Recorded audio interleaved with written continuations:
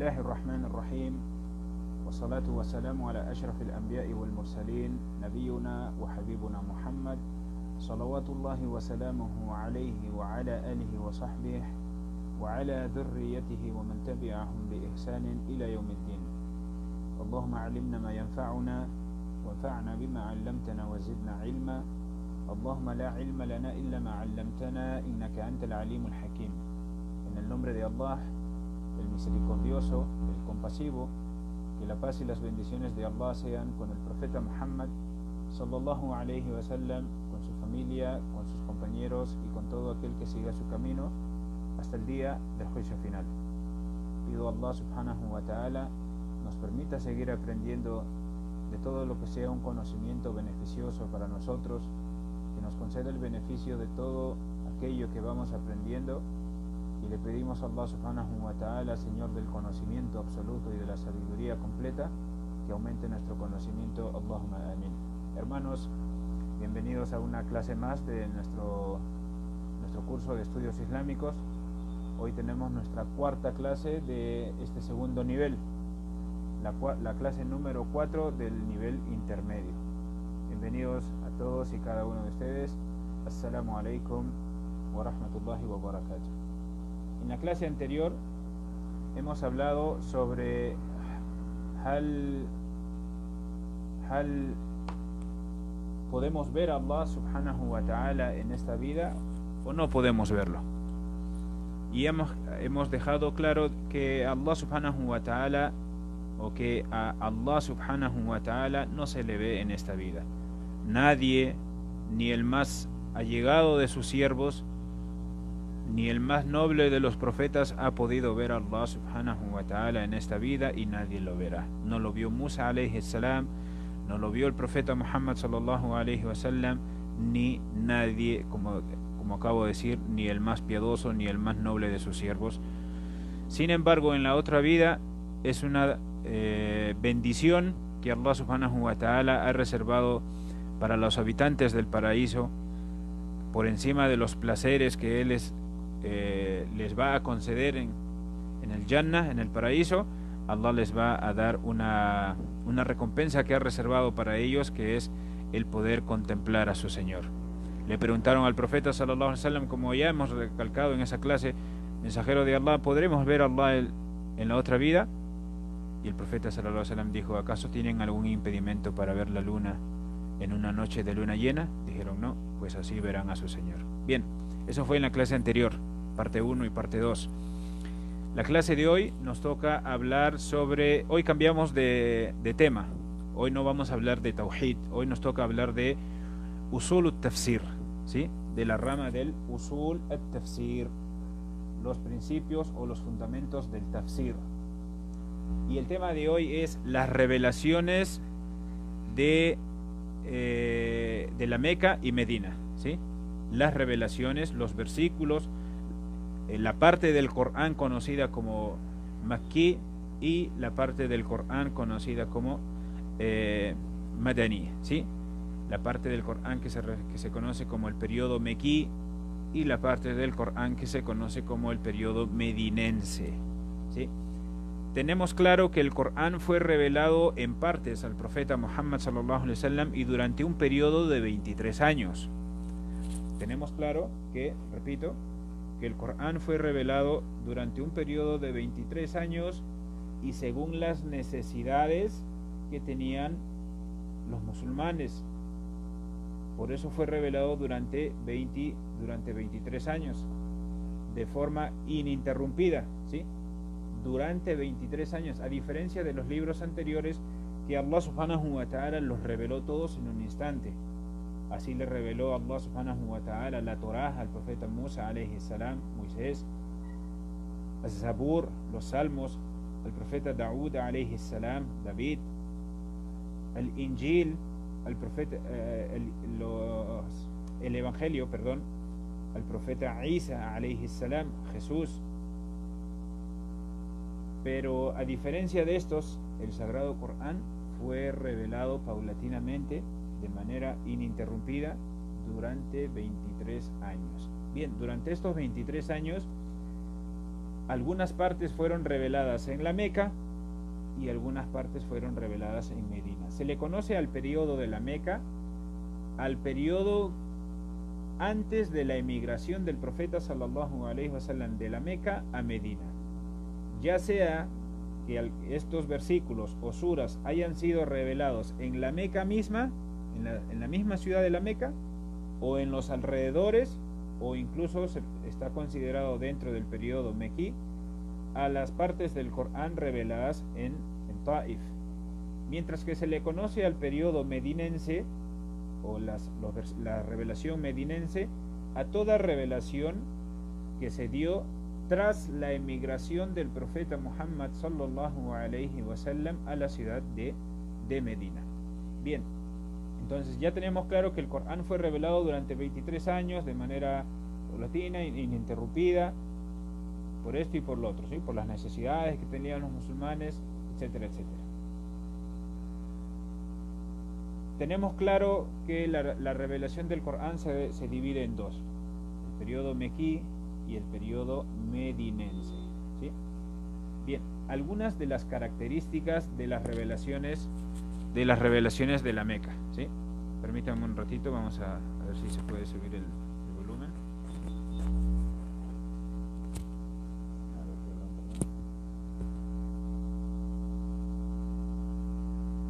Bien, vamos a seguir. Las revelaciones, vamos a acercar esto, ¿sí? Las revelaciones de la Meca se definen como lo que acabo de decir, ¿no? Para dejar claro una vez más. Todo lo revelado durante, o mejor dicho, antes de la emigración del profeta sallallahu alaihi wasallam a la ciudad de Medina, ¿sí? Entre las características propias de la revelación en la Meca es que la revelación estaba enfocada a ciertas necesidades. Por ejemplo, la necesidad del tauhid. Y es que la sociedad árabe antes de la emigración, en los inicios del Islam, era una sociedad que creía en Allah, pero de una manera tergiversada. Ellos creían en la existencia de Allah, pero no le rezaban, no le suplicaban, no le veneraban, no le adoraban y cuanto sinónimo haya directamente, sino que utilizaban como intermediarios a sus ídolos. Entonces había la necesidad de recalcar el tauhid. Habían otros que no creían en la existencia de Allah subhanahu wa ta'ala, y también había la necesidad de recalcarles la existencia de Allah subhanahu wa ta'ala. Entonces, esta era una de las primeras necesidades de la revelación en el periodo mequí, ¿sí? Para recalcar, nuevamente repito, para recalcar a aquellos que no creían en la existencia de Allah, llegaron algunos versículos que mencionaban este propósito. Y para aquellos que creían en Allah, pero su creencia estaba errada, ya que no eran monoteístas al 100%, ¿sí? O mejor dicho, no eran monoteístas para nada, perdón, ¿sí? No eran monoteístas para nada porque era un pueblo idólatra, ¿sí? Era un pueblo idólatra, ¿sí? Eso fue un error, una mala expresión. No eran monoteístas para nada, pero creían en la existencia de Allah. Por eso Allah subhanahu wa ta'ala dice en el Sagrado Corán: وَلَئِنْ سَأَلْتَهُمْ مَنْ خَلَقَ السَّمَاوَاتِ وَالْأَرْضِ لَيَقُولُونَ Allah o Muhammad, si les preguntaras, es decir, a la gente de la Meca, ¿quién creó los cielos y de la tierra?, te dirían que Allah, pero a pesar de eso adoraban ídolos. Entonces vuelvo a repetir, el asunto de la creencia en Allah subhanahu wa ta'ala estaba tergiversado, y he allí la primera necesidad del estilo mequí, el estilo de la revelación del Corán en el periodo de la Meca. Era fortalecer, primero cubrir, recalcar la existencia de Allah y fortalecer el concepto del monoteísmo. Otra de las características del periodo de la revelación en la Meca era el salat. Así como el Corán mencionaba versículos sobre la existencia de la unicidad de Allah subhanahu wa ta'ala, también Allah subhanahu wa ta'ala le enviaba al profeta sallallahu alaihi wasallam al ángel Jibril para que éste le enseñara el salat, para que repasara con él cómo debía adorar a su Señor. Y es que el cumplimiento del salat en una época en la que la gran mayoría adoraba ídolos, le rezaba a sus ídolos, los veneraban de una o de otra manera, presentar el salat del Islam como la manera correcta, como el canal mediante el cual uno se conecta con su Creador, era la mejor manera de presentar el Islam, ¿sí? Se hizo mucho énfasis en el salat por el vínculo que éste tiene con el tawhid. Y es que hacer el salat de manera correcta es la mejor presentación de tawhid, ya que uno no le reza a los ídolos, uno no le reza a nada que no sea Allah Rabbul Alamin, ¿sí? Allah es el Señor de los mundos. Otra de las características del estilo mequí en la revelación era el mundo no visible, ¿sí? El mundo no visible. Así como Allah mencionaba versículos de la unicidad de Allah, otros versículos que hablaban del salat y cómo el ángel Gabriel venía a repasar el salat con el profeta sallallahu alaihi wasallam y le enseñaba cómo debía adorar a su Creador, etcétera, etcétera. Entre los primeros versículos del Corán había un estilo en el que se invitaba a los seres humanos a creer en el paraíso, a creer en el infierno. En el paraíso y cuanto placer, cuanto disfrute les espera a los creyentes, y en el infierno para atemorizar, amonestar de esa manera a quienes rechazaran el mensaje de Allah subhanahu wa ta'ala, ¿sí? Esto servía como una advertencia para aquellos que rechazaran el mensaje de Allah subhanahu wa ta'ala, ¿sí? Además,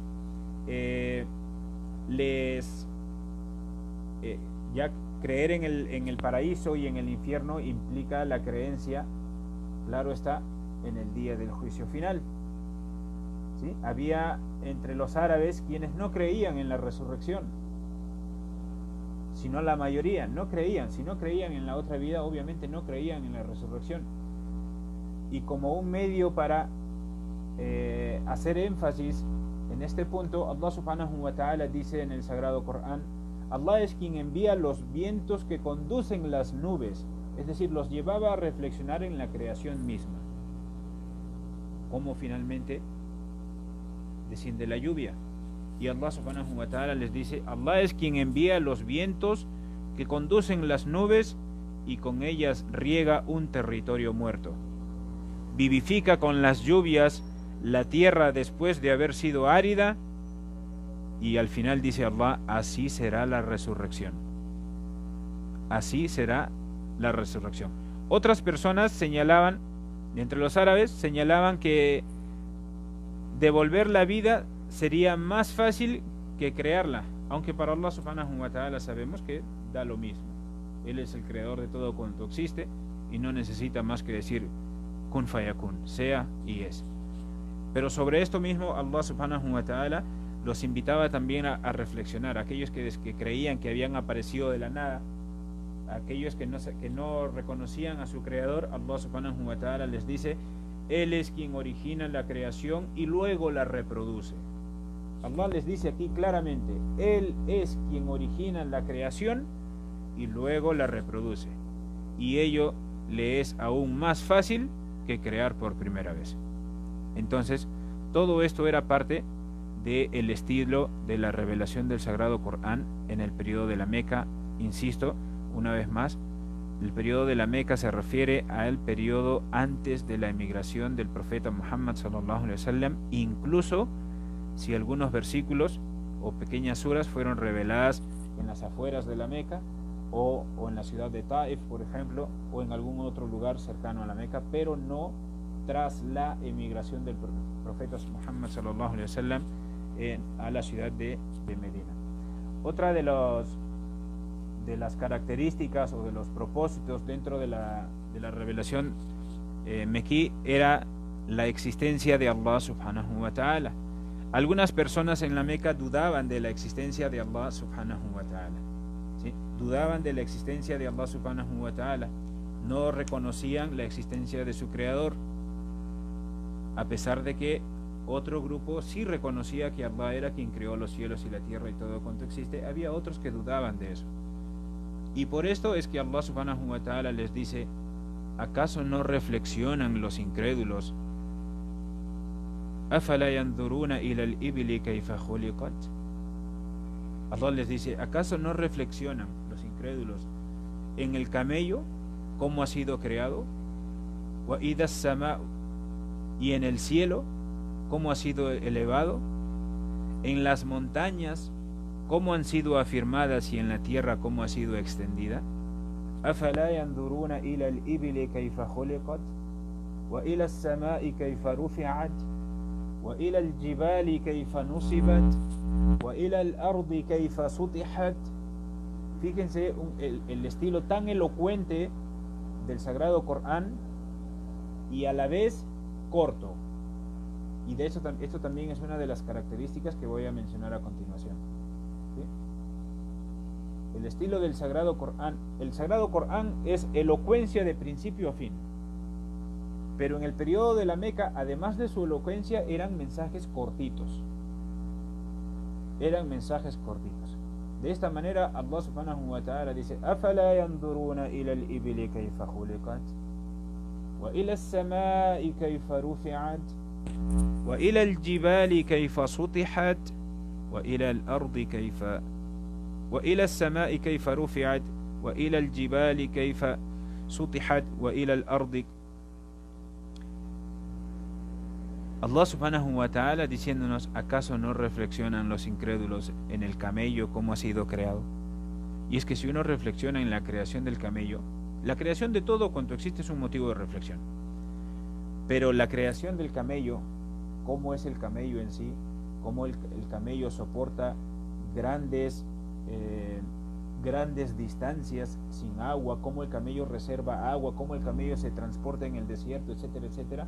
Subhanallah, es un medio de reflexión, y lo menciona precisamente ya que los árabes vivían rodeados de camellos, ¿sí? Vivían rodeados de camellos, era entendible también eso. En el cielo, ¿cómo ha sido elevado? El cielo lo podían ver todos. ¿Cómo es que el cielo está sobre nosotros? ¿Cómo ha sido elevado? Sin ningún pilar que lo sostenga. Y en las montañas, ¿cómo han sido afirmadas? ¿Cómo es que nosotros vemos las montañas y las montañas no están moviéndose, a pesar del tremendo tamaño que tienen? Allí hay signos para quienes reflexionan, para quienes investigan y descubren la maravillosa creación de Allah subhanahu wa ta'ala. Y en la tierra, ¿cómo ha sido extendida? La tierra, ¿cómo es que nosotros vemos que la tierra ha sido extendida? De tal manera que podemos habitar sobre ella. Todo esto es un signo de reflexión, y Allah subhanahu wa ta'ala lo reveló en el principio de la revelación, en el periodo mequí, para aquellos que rechazaban el concepto de la existencia de Allah subhanahu wa ta'ala. Además también les dijo: si ustedes creen que aparecieron de la nada, ustedes no reconocen a su creador. Allah subhanahu wa ta'ala les dice: ¿acaso surgieron de la nada? ¿Qué persona podía afirmar que yo surgí de la nada? Yo aparecí así de la nada. Nadie. Allah subhanahu wa ta'ala les dice: ¿acaso surgieron de la nada sin ningún creador? ¿O es que ustedes se crearon a sí mismos? Obviamente ni lo uno ni lo otro. No surgimos de la nada, ni tampoco somos capaces de crearnos a nosotros mismos. Así que la única opción es que alguien más nos creó, Allah subhanahu wa ta'ala. Entonces, ni una ni la otra. La respuesta única y la respuesta clara es que Allah subhanahu wa ta'ala los creó. Otra de las características son los desafíos que Allah subhanahu wa ta'ala menciona en el Sagrado Corán. Los árabes eran elocuentes. Tal vez la generación del profeta Muhammad sallallahu alaihi wasallam era la generación de árabes más elocuentes que haya podido existir y existirá. Y aún así, Allah subhanahu wa ta'ala les reveló el sagrado Corán en su lengua. Y Allah subhanahu wa ta'ala les lanzó desafíos en el sagrado Corán que jamás pudieron cumplir. Las letras de la lengua árabe, alif, ba, ta, tha, jim, letras que los árabes utilizaban, y Allah subhanahu wa ta'ala inició algunas de las suras del sagrado Corán con alif, lam, mim, taha, kaf, ha, ya, ain, sad, nun, y así. Y aún así, con cosas tan sencillas, Allah subhanahu wa ta'ala les lanzó el desafío, y aún así con cosas tan sencillas, con ejemplos tan sencillos como una letra de las letras que ellos utilizaban, no pudieron jamás imitar el estilo del sagrado Corán. Y ese es un milagro en sí mismo del sagrado Corán.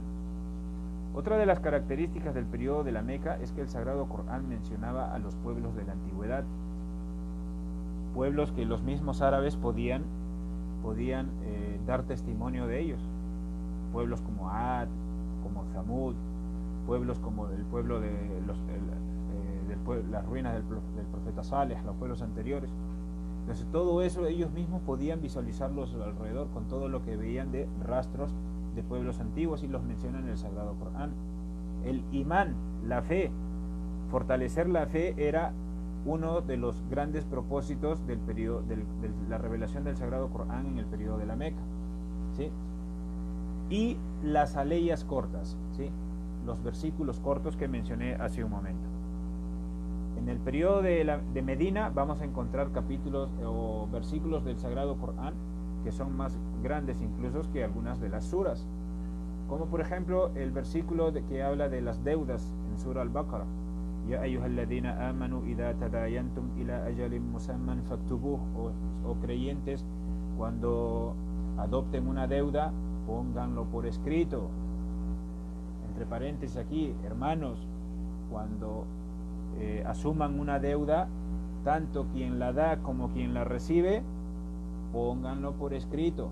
Luego no se quejen si hay inconvenientes entre ustedes. Allah nos ordena, Allah le ordena al mejor de los seres humanos y a los creyentes que estaban con él, que cuando se asuma una deuda, que se ponga por escrito, ¿sí?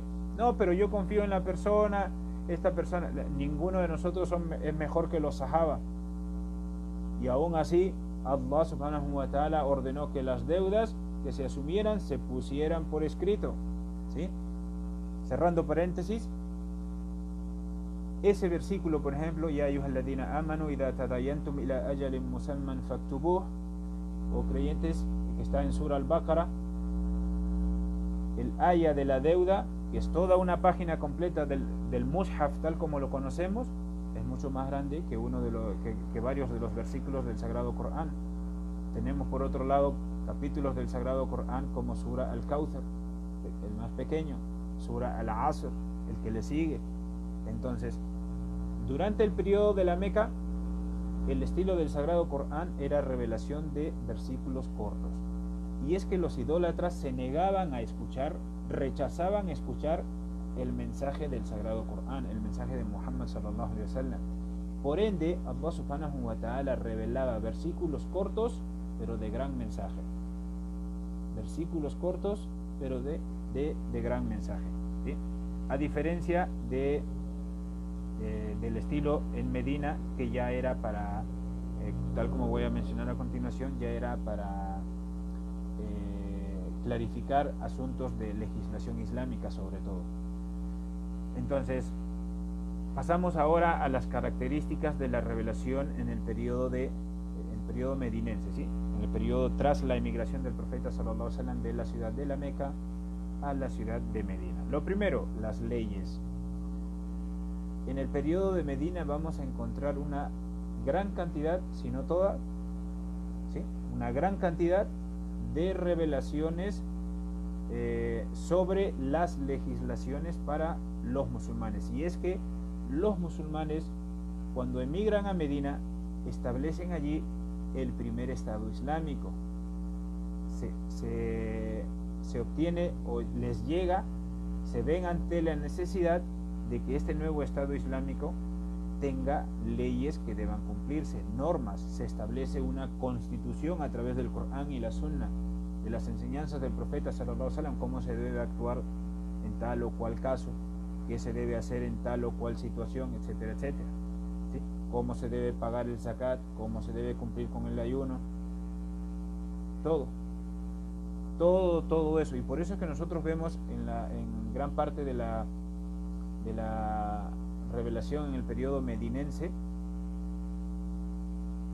que venían y le preguntaban al profeta sallallahu alaihi wasallam, mensajero de Allah, ¿cómo debemos hacer ante esta situación? Mensajero de Allah, ¿cómo debemos hacer ante esta otra situación? Mensajero de Allah, ¿cómo debemos comportarnos con los huérfanos?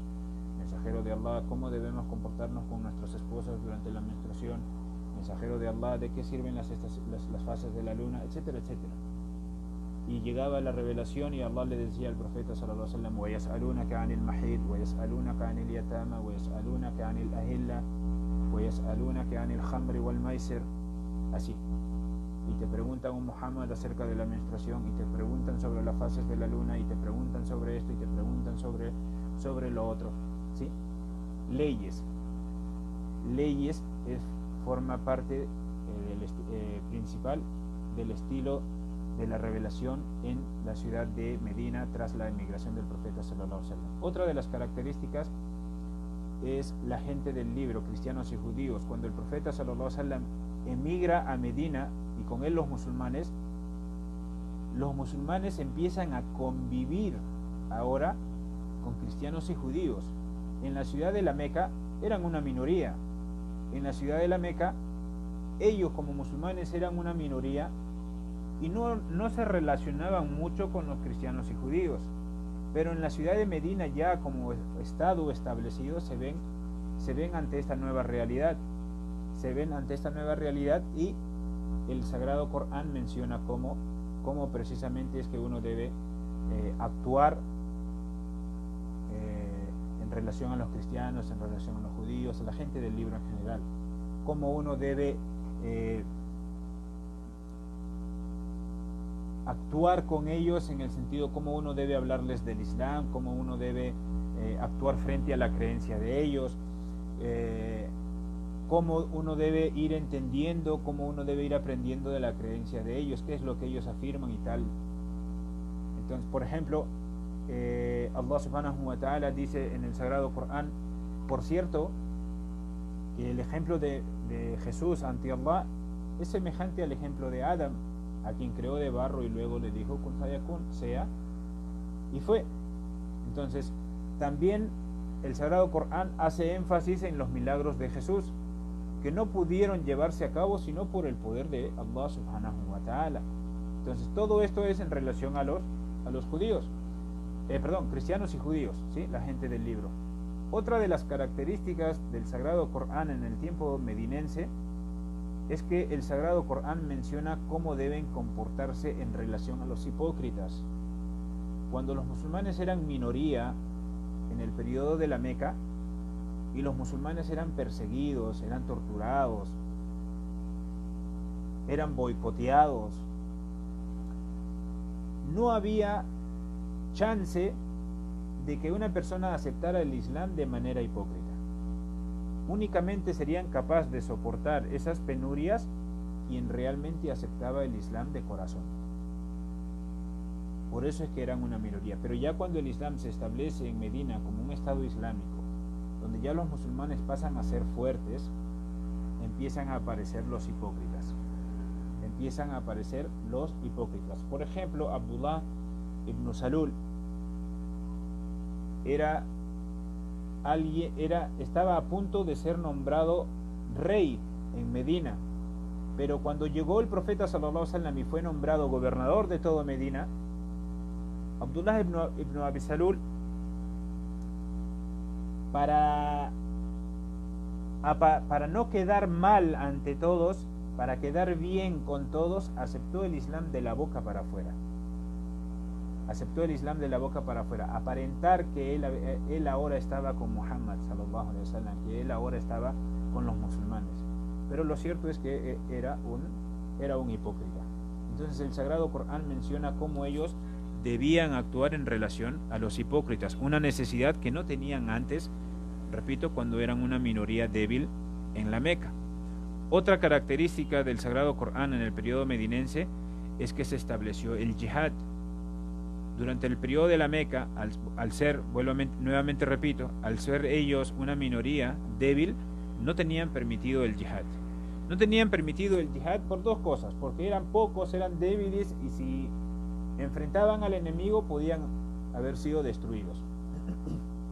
Y lo otro es porque solamente los fuertes podían pasar esa prueba, la prueba del yihad. Pero ya en Medina, cuando los musulmanes, repito, se hacen fuertes, ya tienen un estado, Allah subhanahu wa ta'ala legisla para ellos el yihad, así como legisla también el no abandonar en el campo de batalla, excepto no retroceder en el campo de batalla, excepto que sea por alguna estrategia. Todas esas, es decir, en el periodo medinense es que Allah subhanahu wa ta'ala presenta las normas que se debe cumplir en un momento de conflicto, en un periodo de conflicto, las normas de guerra, las normas, la conducta que el musulmán debe seguir en un periodo de conflicto. Todas las normas que el musulmán debe seguir en un periodo de conflicto están establecidas en el Sagrado Corán y por el profeta Muhammad sallallahu alaihi wasallam, ¿sí? Así también el Sagrado Corán estimula a los musulmanes a prepararse con las mejores armas y con los mejores dispositivos para la batalla. Esto está mencionado en el Sagrado Corán, porque repito, en el periodo de la Meca los musulmanes eran una minoría débil, pero ya en Medina era un estado fuerte, un estado islámico que más adelante conquistaría y derrotaría al imperio persa, al imperio bizantino, y logró las grandes victorias que logró, ¿sí? Entonces todo eso está legislado en el periodo medinense. La otra característica, en contraposición del periodo mequí, eran los versículos largos. Así como en el periodo mequí eran unos versículos cortos, en el periodo medinense están los versículos largos, como vuelvo a repetir el ejemplo del versículo de la deuda que está en Sura Al-Baqarah. Otra de las características es el orden de las suras. Sabemos que el Corán fue revelado durante 23 años y cada vez que el profeta sallallahu alaihi wasallam recibía una revelación, el profeta sallallahu alaihi wasallam le decía a sus escribas: este versículo va antes o después de esta sura va antes o después de esta, y así. El orden de revelación era para cubrir las necesidades de los musulmanes durante ese periodo de 23 años, mientras que el orden de recitación fue determinado por el profeta sallallahu alaihi wasallam por mandato de su Señor, por mandato de Allah subhanahu wa ta'ala. En cuanto a la importancia, hermanos, ya para ir terminando, en cuanto a la importancia tanto del periodo mequí como el periodo medinense, está el fiqh, la legislación islámica.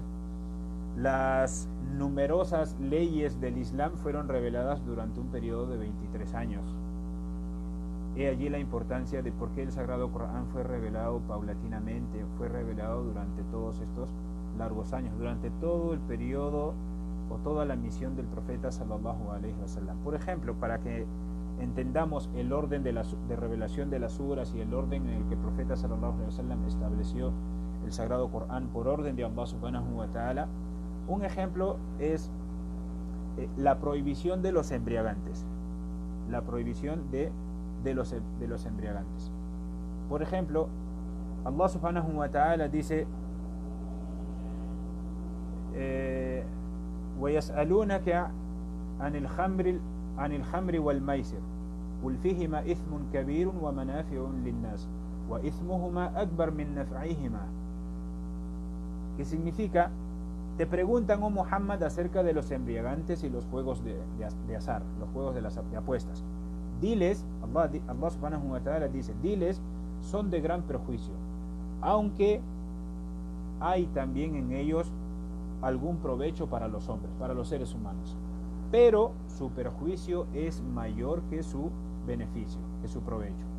Entonces vemos en este primer versículo que se menciona a los embriagantes y a los juegos de azar, vemos que Allah menciona que hay en ellos beneficios y perjuicios, pero los perjuicios son mayores. Luego, otro versículo del Sagrado Corán en el que Allah subhanahu wa ta'ala dice: Ya ayyuhalladhina amanu la taqrabu salata wa antum sukara hatta ta'lamu ma taqulun. Oh creyentes, no hagan la oración cuando estén embriagados hasta que no sepan lo que dicen. Es decir, hasta que cuando estén embriagados al punto de no saber lo que dicen. No hagan la oración embriagados para que ustedes entiendan y sepan, sean conscientes de lo que están haciendo. Y hay otro versículo que es el versículo final, en cuanto a la legislación de los embriagantes y los juegos de azar, donde dice, Allah subhanahu wa ta'ala dice: Ya ayyuhalladhina amanu innama al-khamru wal-maisir wal-ansab wal-azlam rijzun min amal ash-shaytan fajtanibuhu la'allakum tuflihun. Ya, oh creyentes, el vino, los juegos de azar, los altares sobre los cuales eran degollados los animales como ofrenda a los ídolos, ¿sí? El vino, y cuando dice el vino, son los embriagantes en general, los juegos de azar, los altares, y el consultar la suerte valiéndose de flechas, son todos esos una obra inmunda de Shaitán, así que apártense de eso, la'allakum tuflihun, quizá sean de los que alcancen el éxito. Entonces vemos en estos 3 versículos referente a los embriagantes que en uno Allah menciona beneficios y perjuicios, en el otro Allah menciona si van a hacer salat no se embriaguen. Entonces ya los musulmanes, en lo primero los musulmanes empiezan a reflexionar sobre que hay beneficios y perjuicios, pero los perjuicios son mayores, es mejor abstenerme de eso. Luego Allah subhanahu wa ta'ala les dice: no se acerquen al salat estando embriagados, para que sepan lo que dicen. Los musulmanes empiezan a reflexionar y dicen: si ya los perjuicios son mayores, ahora no puedo hacer el salat estando embriagado, sería mejor que lo deje. Hasta que llega la revelación en la que Allah subhanahu wa ta'ala dice lo que acabo de recitar: Ya ayyuhalladhina amanu innama al-khamru wal-maisiru wal-ansabu wal-azlamu rijzun min amali ash-shaytan fajtanibuhu la'allakum tuflihun. O creyentes, los embriagantes, los juegos de azar, los altares y el consultar la suerte utilizando flechas son todos obras inmundas de Shaitán. Aléjense de eso, aléjense. Ya viene la orden, la prohibición. Aléjense de eso, la'allakum tuflihun, y serán de los exitosos. Aquí finalmente los musulmanes entienden que la orden, la prohibición ha sido revelada, es tajante. Se dice en los libros de la Sunna que cuando esta prohibición llegó, los musulmanes botaron sus embriagantes tanto que corrían por las calles de Medina, como si fuesen ríos. Si la prohibición hubiese llegado en un principio como primera norma, nadie lo hubiese dejado. Aisha radiyallahu anha en una ocasión dijo: si al inicio de la revelación hubiese llegado: no forniquen, no cometan adulterio, no beban embriagantes, nadie habría aceptado el Islam. Entonces, esto forma parte de los 2 estilos distintos de la revelación, hermanos, en la Meca y en Medina. Primero se ganó el corazón de los musulmanes, y ya cuando los corazones eran creyentes, empezaron las legislaciones, las prohibiciones. Otro de la importancia es el da'wa. El da'wa, como Allah subhanahu wa ta'ala legisló, como Allah subhanahu wa ta'ala nos enseñó el orden. Todo esto es concerniente al orden de las suras, ¿sí? El orden de revelación de las suras o versículos, que difiere al orden establecido por el profeta sallallahu alaihi wasallam, el orden de recitación establecido por el profeta sallallahu alaihi wasallam por orden de Allah subhanahu wa ta'ala, nos permite a nosotros entender el da'wa. Hay versículos que fueron revelados antes, pero en el orden de recitación vienen después. Todo esto nos permite a nosotros poder utilizar versículos en nuestra difusión del Islam. ¿Sí? Allah subhanahu wa ta'ala dice, por ejemplo, dijo Abraham, es que adoran en vez de Allah lo que no puede beneficiarlos ni perjudicarlos. ¿Sí? Entonces, el Sagrado Corán, a través de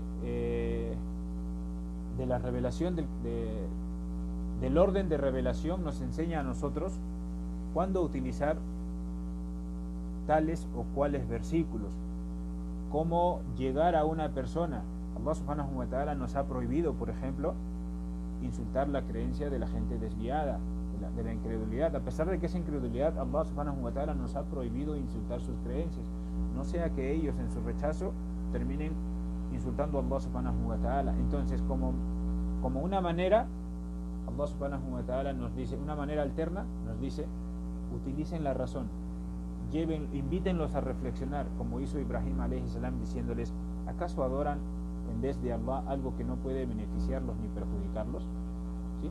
Y otra de lo, ya con esto termino, que nos indica la importancia de la revelación, es la sira, la biografía del profeta Muhammad sallallahu alayhi wa sallam. Muchos de los eventos importantes en la vida del profeta Muhammad sallallahu alayhi wa sallam están mencionados en varias partes del Sagrado Corán, ¿sí? Y solo conociendo el orden en que fueron revelados algunos de estos versículos es que es posible unir una gran parte de la biografía del profeta sallallahu alaihi wasallam. Entonces, el orden de revelación con el orden que difiere con el orden de recitación permite el dawa, conocer del dawa, desarrollar el dawa, permite la biografía conocer más de la vida del profeta sallallahu alaihi wasallam. Solo de esa manera podemos saber mayores aspectos de la vida del profeta sallallahu alaihi wasallam, y principalmente el fiqh, la legislación que está implícita en todo este estilo coránico, ¿sí? Entonces, hasta aquí llegamos, hermanos, con la clase de hoy sobre, repito, la clase de hoy es de el tema o la rama de usul al-tafsir, y la clase de hoy fue las diferencias de la revelación en el periodo mequí y en el periodo medinense. Nos vemos inshallah en nuestra próxima clase. Barakallahu fikum wa jazakumullahu khairan.